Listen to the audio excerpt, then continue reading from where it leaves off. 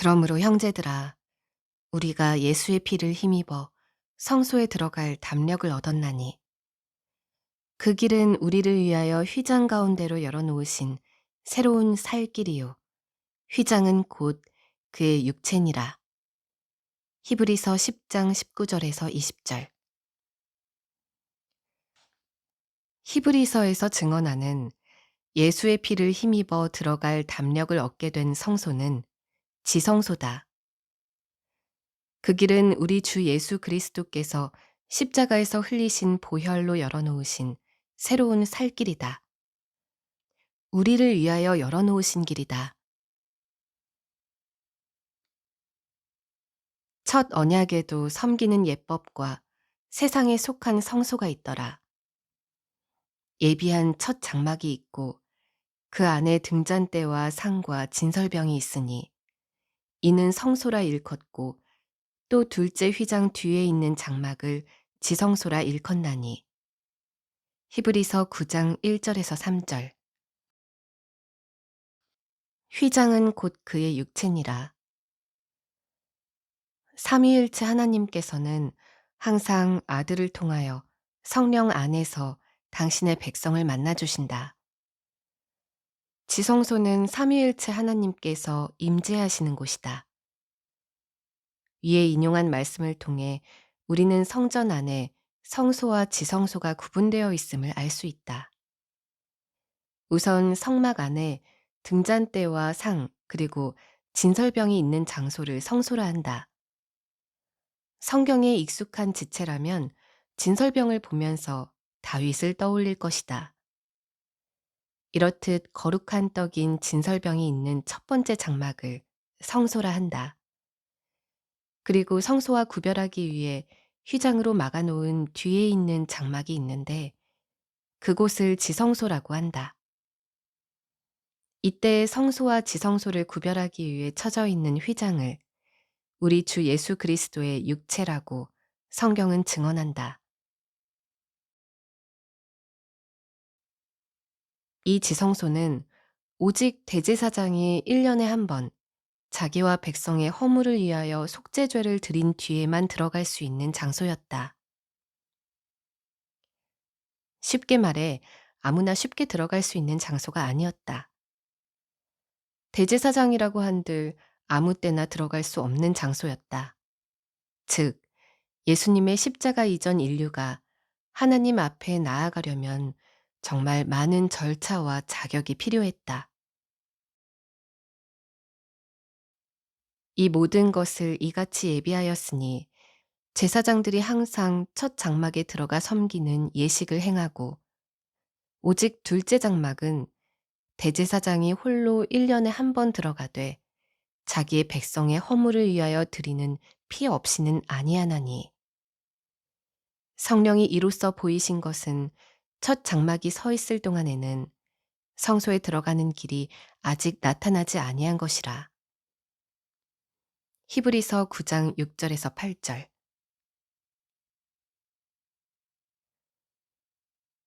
예수님의 십자가 이전 1년에 한 번 제비 뽑힌 대제사장은 허리에 방울이 달린 허리띠를 착용한 뒤 지성소에 들어가야 했다. 이유는 간단하다. 그것은 만에 하나 속죄죄가 충분치 못하여 하나님께서 그 대제사장을 치게 되셨을 때를 대비해서다. 성소에 머물러 있던 제사장들은 지성소 안에서 들리는 방울 소리를 통하여 대제사장의 생존 여부를 확인할 수 있었다. 문제는 방울 소리가 멈추는 경우였다. 대제사장의 속죄가 충분치 못하여 하나님께서 그를 치셨을 경우 지성소 안에 있는 시체를 치울 방법이 없었다. 이 경우를 대비하여 대제사장은 지성소 밖까지 연결된 긴 끈을 허리에 메고 직임을 감당했다. 그리고 이때 성소와 지성소를 구별하는 휘장을 우리 주 예수 그리스도의 육체라고 성경은 증언한다. 그렇다면 이 휘장은 언제 열리게 되었을까? 예수께서 다시 크게 소리 지르시고 영혼이 떠나시니라. 이에 성소 휘장이 위로부터 아래까지 찢어져 둘이 되고 땅이 진동하며 바위가 터지고. 마태복음 27장 50절에서 51절. 복음서의 기록이다. 예수님께서 십자가에서 숨지시던 순간 성소 휘장이 위로부터 아래까지 찢어져 둘이 되었다. 휘장이 아래로부터 위로가 아니라 위로부터 아래로 찢어진 것은 하나님께서 친히 그분의 손으로 찢으셨다는 뜻이다. 이 휘장은 바로 성소와 지성소를 막고 있던 것이었다. 휘장은 곧 그의 육체니라. 십자가상에서 예수님의 육체가 찢기심으로 지성소를 막고 있던 휘장이 위로부터 아래까지 찢어져 둘이 되었다. 그 결과 우리는 예수의 피를 힘입어 지성소에 들어갈 담력을 얻게 되었다. 이제는 대제사장처럼 1년에 한 번 제비 뽑을 필요가 없어졌다. 이제는 매번 반복되는 속죄죄를 드릴 필요가 없어졌다. 예수님의 보혈을 통하여 휘장 가운데로 새로운 살 길이 열렸다. 그 길을 따라 구원받은 모든 성도들은 삼위일체 하나님께 직접 나아갈 수 있게 되었다. 그렇게 성전된 예수님의 육체를 통하여 새로운 성전 공동체가 형성되었다. 이때로부터 예수의 영이신 성령 하나님의 내주하심을 입은 성도가 하나님의 성전이 되었다. 돌로 지어진 건축물은 더 이상 성전이 될 수 없었다. 내가 이 말씀들을 깨달았던 때는 폭풍우 같던 방황 속에 있던 시절이었다. 방황의 끝이 보이지 않던 시절이었다. 삼형제 중 둘째로 태어났지만 아들이 몇이냐는 질문에 가장 믿었던 엄마마저 말끝을 흐리던 시절이었다. 내 근원에 대한 회의가 밀려오던 시절이었다. 나는 왜 태어났나? 나는 왜 살아야 하나? 나는 어디에서 와서 어디로 가는 존재인가? 누구 하나 답해주지 않던 시절이었다. 그런데 내 머리털 하나까지도 다 세워놓으신 하나님께 직접 나아갈 수 있는 길이 나에게 열렸다.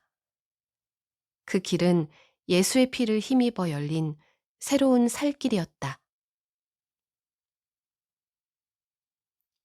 솔로몬의 영광으로도 입은 것이 드레핀 백합화 하나만 못하다고 하신 예수님이셨다. 오늘 있다가 내일 아궁이에 던져지는 들풀도 하나님께서 그토록 아끼시고 입히신다고 하셨던 예수님이셨다. 그분의 십자가 보혈로 열어놓으신 지성소로 향하는 그 길은 어린 시절 나에게 삶의 이유가 되었다. 존재의 이유가 되었다. 그렇게 예수님을 따라 나선 지 30여 년의 세월이 지났다. 그리고 나는 그 당시 내 신앙 고백의 순서대로 책이 쓰여지고 있음을 깨닫게 되었다. 지금도 1991년 1월 23일 서울공항을 이륙하던 순간이 눈에 선하다. 나는 걸프전 참전을 위해 우리 대한민국 국군 154명을 태우고 이륙하던 비행기 안에 있었다. 창문 밖으로 보이던 가족들의 모습은 지금도 마치 한 장의 사진처럼 내 눈안에 있다. 그리고 그날로부터 만 30년이 되던 2021년 1월 23일, 나는 우리 엄마를 하나님 곁으로 떠나보냈다. 너무도 갑작스러운 이별이었다. 북부 대동맥류로 엄마를 보내기 25일 전, 나는 평소 당신의 자서전을 남기고 싶다는 엄마에게 약속했다. 엄마의 어린 시절 이야기를 나중에 아들의 설교집에 넣어주겠다고 약속했다. 그 약속으로 2022년 1월 5일 내 첫 번째 성경인물 설교집인 하나님을 위한 변명이 출판되었다. 하갈, 사라, 아브라함, 하박국, 라합, 룻, 보아스의 이야기가 담긴 책이었다. 그 책에 나와 엄마의 이야기, 그리고 하나님께서 나를 사역자로 부르신 과정을 담았다. 나는 이 모든 과정에 하나님의 손이 역사하셨음을 느꼈다. 첫 번째 책이 출판되고 캠퍼스로 복귀했다. 그 시기 나는 하나님을 위한 변명을 읽은 어느 독자의 요청으로 밧세바에 대한 글을 쓰고 있었다. 그러다가 문득 이런 생각이 들었다. 2년 만에 만나는 캠퍼스였다. 2년에 걸친 안식년 내내 코로나로 거의 만나지 못했던 지체들 앞에서 하는 설교였다. 거기에 더해 신입생들 앞에서 하는 인물 설교가 밧세바? 이건 좀 아니지 않은가? 라는 생각이 들었다. 서둘러 다른 인물을 찾아보았다. 그렇게 해서 두 번째 성경인물 설교집이 쓰여졌다. 그리고 두 번째 설교집 나사렛 여인 마리아 원고를 출판사에 넘기면서 깨닫게 되었다. 아, 지금 나는 30여 년 전 내 신앙 고백의 순서대로 가고 있구나. 매일 자살을 꿈꾸던 시절에 예수님을 만났다. 자살하면 지옥에 간다라는 누군가의 말이 무서워 자살하지 못했던 시절이었다. 자존감이라고 부를 그 무엇 하나 남아있지 않던 시절이었다. 그 시절 솔로몬의 영광으로도 입은 것이 드레핀 백합화 하나만 못하다고 하신 예수님의 말씀이 내게 위로가 되었다. 오늘 있다가 내일 아궁이에 던져지는 들풀도 하나님께서 그토록 아끼시고 입히신다고 하셨던 예수님의 말씀이 내게 힘이 되었다. 예수님께서 당신의 십자가 보혈로 열어놓으신 지성소로 향하는 그 길은 20대 초반의 나에게 삶의 이유가 되었다. 존재의 이유가 되었다. 엄마의 영향으로 성당에서 자란 내가 그 시절 문득 깨닫게 된 것이 있었다. 예수님께서 십자가 보혈로 열어놓으신 휘장 한가운데 한 여인이 서 있었다. 삼위일체 하나님께서 계시는 지성소로 통하는 길이었다. 그 길을 한 여인이 막아서고 있었다. 그녀의 이름은 마리아였다. 당연히 앞의 문장들은 성경적이지 않다. 그러나 로마 가톨릭이 가르치는 천상의 모후, 성모 마리아와 마리아 사대 교리에 따르면 분명히 마리아는 그 길 한가운데를 막아서고 있음에 틀림이 없었다. 그 시절 예수님께서 갑자기 보혈로 열어놓으신 그 길은 이미 나의 존재 이유였다. 매일 자살을 꿈꾸던 시절, 내가 마지막으로 부여잡고 있던 그 길을 막아선 마리아를 나는 도저히 인정할 수 없었다. 그렇게 나는 천주교에서 개신교로 개종했다. 세례를 받고 사병으로 군대에 입대했다. 그렇게 시작된 하나님과의 동행이었다.